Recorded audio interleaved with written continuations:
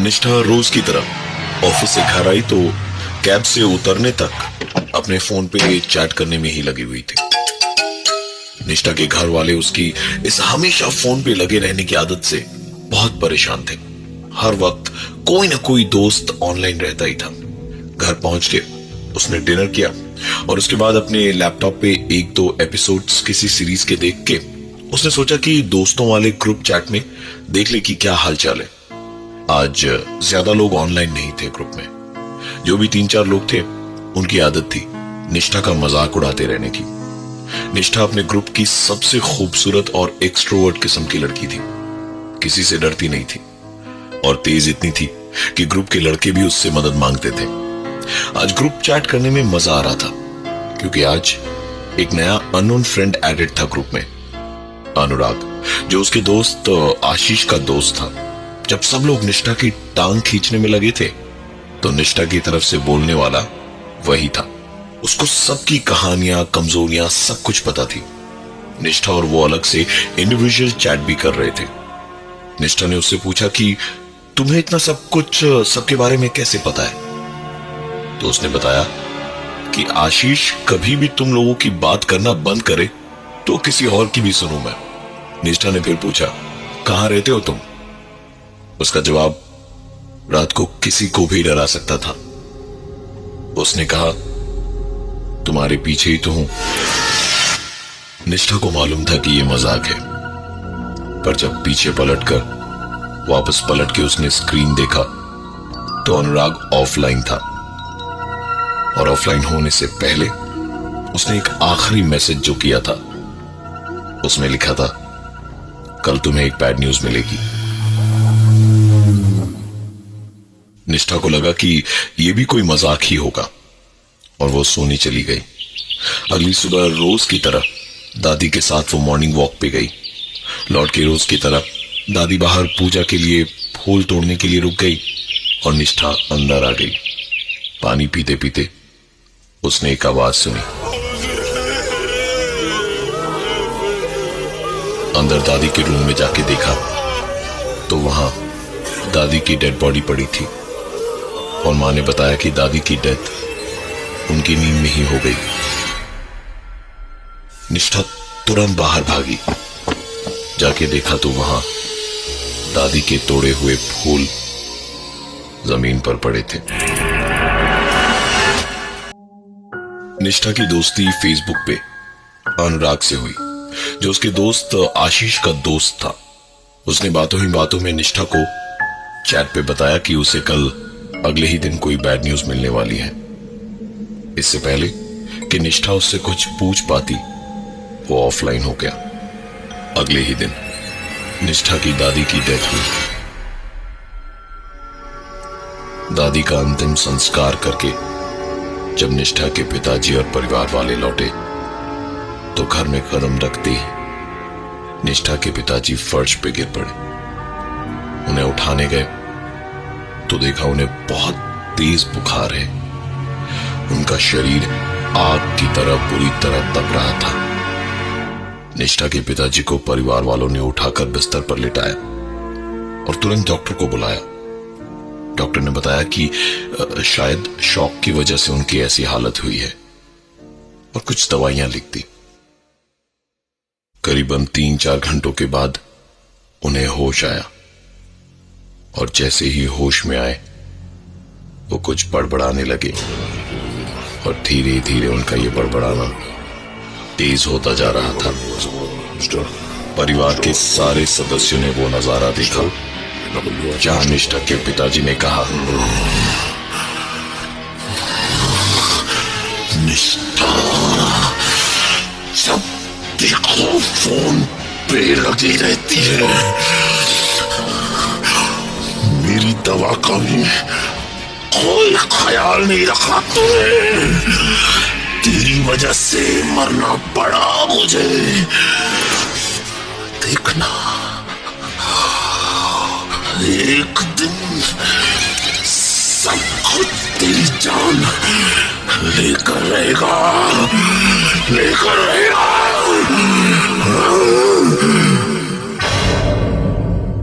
परिवार के सारे सदस्य निष्ठा की तरफ देखे जा रहे थे। बस इतना देखना और सुनना था कि निष्ठा अपने कमरे में रोटी हुई खाती और फिर बाहर से जो सब कुछ सुनाई दी वो थी चीजों के टूटने फूटने की आवाजें।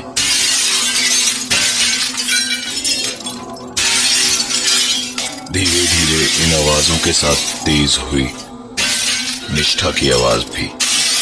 मेरी वजह से हुआ है, मेरी वजह से हुआ है सब कुछ, मेरी वजह से हुआ है, मेरी वजह से हुआ है, मेरी वजह से हुआ है। साफ समझ में आ रहा था कि निष्ठा खुद को थप्पड़ मार रही थी और बोलती जा रही थी। थोड़ी देर बाद निष्ठा की आवाज बदलने लगी और थप्पड़ की आवाजें और तेज होती जा रही थी और आवाज बाहर अब कुछ यूं आ रही थी।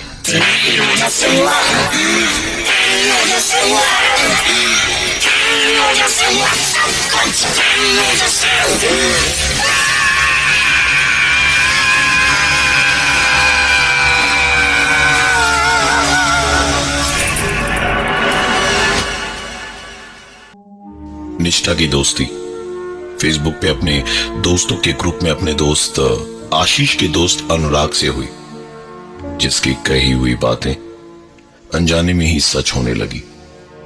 घर पे दादी की मौत से शोक का माहौल था।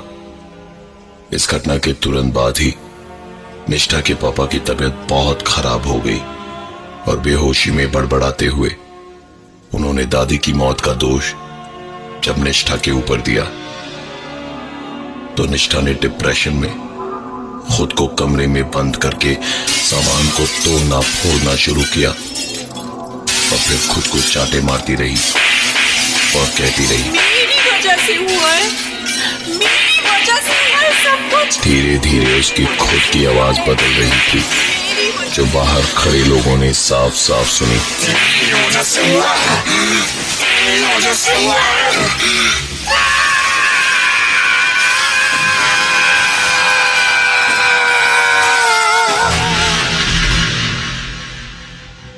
लोग दरवाजे को पीटते रहे पर निष्ठा ने दरवाजा नहीं खोला।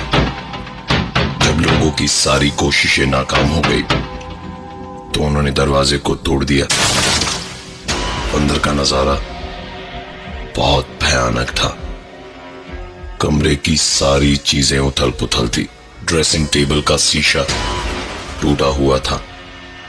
निष्ठा ने खुद को इतनी बुरी तरह से चोटें पहुंचाई थी कि पूरे शरीर से खून निकल रहा था और निष्ठा जमीन पर बेहोश पड़ी थी। निष्ठा की आंख हॉस्पिटल में खुली। वक्त रात का था। उसने होश में आते के साथ ही पहले पापा की तबीयत के बारे में पूछा और जब घर वालों ने उसकी इस हालत पर उससे सवाल पूछा तो उसने कोई जवाब नहीं दिया। बस कहा कि मुझे मेरा फोन चाहिए। निष्ठा की हालत बहुत ज्यादा खराब थी, इसलिए घर वालों ने उससे ज्यादा बहस नहीं की और उसे उसका फोन दे दिया। फोन पर मैसेंजर खोला तो उस पर अनुराग का एक मैसेज था, ज्यादा चोट तो नहीं लगी ना, गेट वेल सून। निष्ठा को अजीब लग रहा था। वो ये सोच रही थी कि इसको इतना सब कैसे पता हो सकता है। उसने तुरंत अनुराग से पूछा कि तुम्हें मेरे बारे में इतना कैसे पता। दूसरी तरफ से मैसेज आया, मैं तुम्हारे बारे में सब जानता हूं, तुम्हारा एक वीडियो भी इंटरनेट पर देखा है मैंने, ये लो तुम भी देख लो। निष्ठा के पास एक वीडियो आया जो उसके बॉयफ्रेंड और उसका था। उसने वीडियो देखना शुरू किया तो जैसे सारी दुनिया उसके साथ साथ उस वीडियो को देख रही थी। ऐसे वीडियोस को आज के जमाने में वायरल होते वक्त ही नहीं लगता। उसके वीडियो देखने के साथ एक के बाद एक मैसेंजर पे मैसेज आते जा रहे थे, जिनमें शुरू के मैसेजेस उसके दोस्तों के थे जो कह रहे थे, What is this? How could you do it?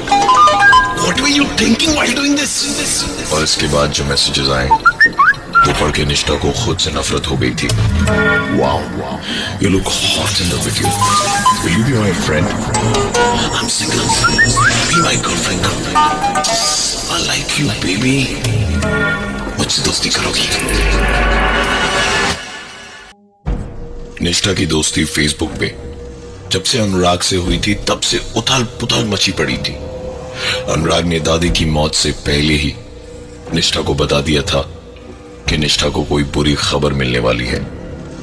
उसके बाद निष्ठा के पिताजी का बेहोशी में कहना कि दादी की मौत की वजह निष्ठा ही है, फिर उसका खुद को इस कदर चोट पहुंचाना कि वो सीधे हॉस्पिटल पहुंची, और उसके बाद उसके बॉयफ्रेंड के साथ उसका एक MMS वीडियो मिलना जो उसके देखते देखते ही वायरल हो गया था, और एक के बाद एक गंदे गंदे मैसेजेस लोग भेजने लगे। निष्ठा रात की शांति में हॉस्पिटल में अपने बेड पे बैठी खोई हुई थी। अपने बॉयफ्रेंड को बार बार फोन कर रही थी, लेकिन उसका फोन स्विच्ड ऑफ था। निष्ठा को समझ नहीं आ रहा था कहां अपना मुंह छिपाए, क्या करे, कहां जाए। इतने में ही अनुराग का एक मैसेज और आया। एक वीडियो और है, इसको तो जरूर देखना। इतना लिख के उसने वीडियो सेंड कर दिया। वीडियो डाउनलोड करके देखा तो उसके बॉयफ्रेंड का ही वीडियो था, लेकिन इस बार लड़की साथ कोई और थी। निष्ठा को अपने आप से नफरत हो रही थी। उसने अनुराग से पूछा, कौन हो तुम? उसका जवाब आया, वही बदनसीब जिसको इसी लड़के के लिए तुमने छोड़ दिया था। निष्ठा ने तुरंत आशीष को फोन किया तो पता चला कि अनुराग नाम का उसका कोई दोस्त ही नहीं था। निष्ठा सोच में ही थी कि उसने अपने एक्स बॉयफ्रेंड निकुंज को फोन किया तो फोन निकुंज की बहन ने उठाया, जिससे बात करने पर पता चला कि निकुंज की मौत तो तकरीबन 4 महीने पहले US में एक रोड एक्सीडेंट में हो गई थी। निष्ठा को न जाने क्या सूझी कि उसने चैट पे ही अनुराग से पूछा, क्या तुम निकुंज हो? उधर से रिप्लाई में बस एक स्माइली आई। निष्ठा पागलों की तरह उससे बार बार पूछे जा रही थी कि क्या तुम निकुंज हो, प्लीज मुझे बताओ। और उसके दिमाग में सिर्फ यही घूम रहा था कि कैसे अपनी खूबसूरती के गुमान में निष्ठा ने 2 अफेयर एक साथ रखे, और जब पकड़ी गई तो उल्टे निकुंज को बोल दिया था, तो मुझे नहीं कह सकते हो, तुम अपना रास्ता देखो, मैं मजे में हूं। निष्ठा को अब शायद जिंदगी भर अनुराग के जवाब की तलाश रहेगी कि क्या वो ही निकुंज है। अगले दिन सुबह सलाइन की नीडल निष्ठा के गले में आर पार मिली। खून की कमी से सारा शरीर सफेद पड़ गया था। डिप्रेशन में आकर निष्ठा ने भी सुसाइड करने की कोशिश की, पर हॉस्पिटल वालों के इमीडिएट एक्शन से उसकी जान बचा ली गई। जान तो बची, पर निष्ठा को वो बचा नहीं पाए, क्योंकि इन सारे हादसों के बाद निष्ठा इस कदर पागल हो गई कि आज भी वो मेंटल असाइलम में है, और दीवार पर उसके कमरे में चारों तरफ सिर्फ एक ही शब्द लिखा है, टाइपिंग TYPING।